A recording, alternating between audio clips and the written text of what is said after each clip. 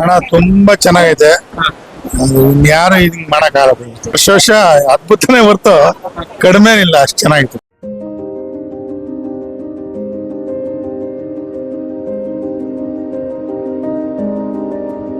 ಸಕ್ಕದಾಗಿದೆ.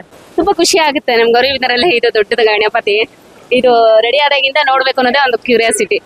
ಈ ವರ್ಷ ಎಲ್ಲಾ ದೇವಸ್ಥಾನಗಳೆಲ್ಲ ಇಲ್ಲೇ ನೋಡ್ಬೋದು.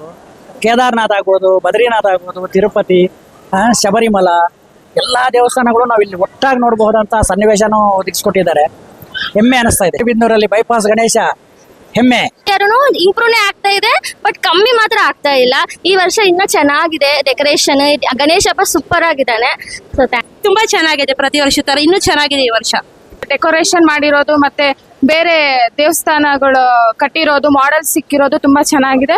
ಮತ್ತೆ ದೇಶದಲ್ಲಿ ಯಾವ ದೇವಸ್ಥಾನ ಇದೆ ಅನ್ನಕ್ಕೆ ಗೊತ್ತಾಗೋ ಹಂಗೆ ಚೆನ್ನಾಗಿ ನಾನು ಈ ಒಂದು ಬೈಪಾಸ್ ಗಣಪತಿಗೆ ಪ್ರತಿ ವರ್ಷ ಬರ್ತಿದೀವಿ. ನಿಜವಾಗ್ಲೂ ನಮ್ಮ ಇಡೀ ಗೌರಿಬಿದನೂರಲ್ಲಿ ತುಂಬಾ ವಿಜೃಂಭಣೆಯಿಂದ ಮತ್ತೆ ಒಂಥರ ಪ್ರತ್ಯೇಕತೆಯಿಂದ ಮಾಡುವಂತ ಒಂದು ಗಣಪತಿ ಅಂದ್ರೆ ಇದೊಂದೇ ಅಂತ ಅನ್ಸುತ್ತೆ.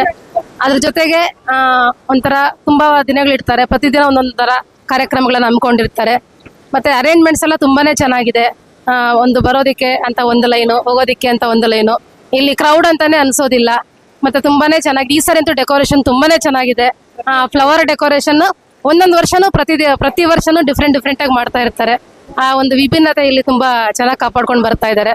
ಹಾಗಾಗಿ ನಮ್ಗೂ ಒಂಥರ ಗೌರಿಬಿದನೂರಲ್ಲಿ ಒಂಥರ ಈ ಒಂದು ವಿಶೇಷತೆ ಇರೋದು ನಮ್ಗೆ ತುಂಬಾನೇ ಸಂತೋಷ ಕೊಡ್ತಾ ಇದೆ. ಧನ್ಯವಾದಗಳು. ಚೆನ್ನಾಗಿದೆ. ಪ್ರತಿ ವರ್ಷನೂ ಬರ್ತೀವಿ. ಒಂದ್ಸರಿ ಅಲ್ಲ, 3-4 ಸರಿ 5-6 ಸಲ ಬರ್ತಾನೆ ಇರ್ತೀವಿ. ಪ್ರತಿ ವರ್ಷನೂ ಡಿಫ್ರೆಂಟ್ ಆಗಿ ಚೆನ್ನಾಗಿ ಮಾಡ್ತಾರೆ.